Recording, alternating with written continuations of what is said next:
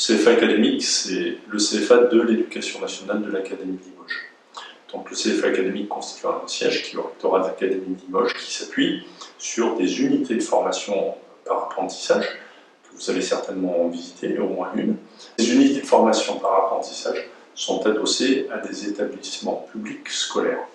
Et donc on a fait le choix, c'est un choix stratégique, c'est un choix qui est porté aussi par la direction, de vraiment développer l'accessibilité des formations d'apprentissage en nommant des référents handicap, tout d'abord dans les UFA, donc dans les anciens CFA publics qui font partie du CFA académique, et puis de déployer aussi cette accessibilité maintenant sur tous les sites de formation qui vont recevoir des apprentis.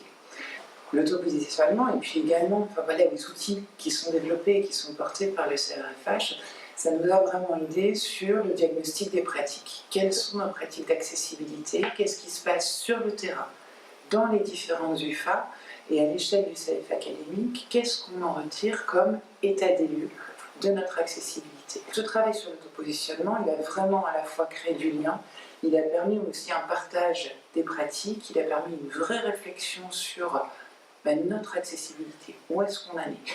Qu'est-ce qui existe déjà? Tiens, qu'est-ce qu'on pourrait mettre en place? De quoi on a besoin en termes d'outils, en termes d'appui, en termes de temps, en termes de moyens? Et puis, comment on trace, on formalise tout ça pour vraiment avoir un plan d'action et faire qu'on soit dans une mise en œuvre active et dynamique de l'accessibilité. Donc l'UFA Simone Veil en fait, est une structure qui accueille des apprentis en formation. Aujourd'hui, nous accueillons environ 121 apprentis. Ils sont en fait répartis sur 3 formations. Tout d'abord un CAP vente, donc on a une première et une deuxième année.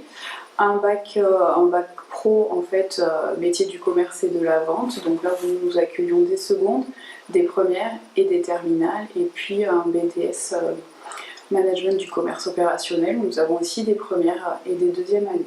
Pour ça, d'abord, c'est le chef d'établissement qui affirme les valeurs fortes de son lycée en disant on est vraiment un lycée inclusif et donc bienvenue chez nous, quel que soit le handicap qui est le vôtre.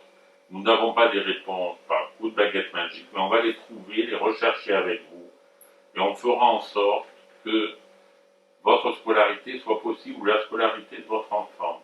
En fait, ce qui est important, c'est l'accueil, travailler sur l'accueil, parce que dès le début, on s'est rendu compte qu'on n'était pas forcément au courant ou que les dossiers ne suivaient pas, puisque du fait que ce soit des apprentis, en fait, on n'a pas forcément accès à leur parcours précédent. Ils ne viennent pas tous forcément du collège, parce qu'encore quand ils viennent du collège, c'est un peu plus facile d'avoir le suivi, mais c'est pas le cas. Il y en a qui ont été en rupture scolaire au milieu, ou alors qui ont été déjà au lycée et qui sont sur une réorientation. Donc le premier travail à faire, je pense qu'il est là en fait, déjà sur l'accueil de ces jeunes-là et sur l'identification de ces jeunes-là dès le début de la formation, parce que souvent on s'en rend compte trop tard, et même si on met des moyens en place, c'est vrai que c'est du temps perdu et que c'est difficile pour eux. Aujourd'hui, avoir des apprentis en situation de handicap n'est pas optionnel, pour une raison simple.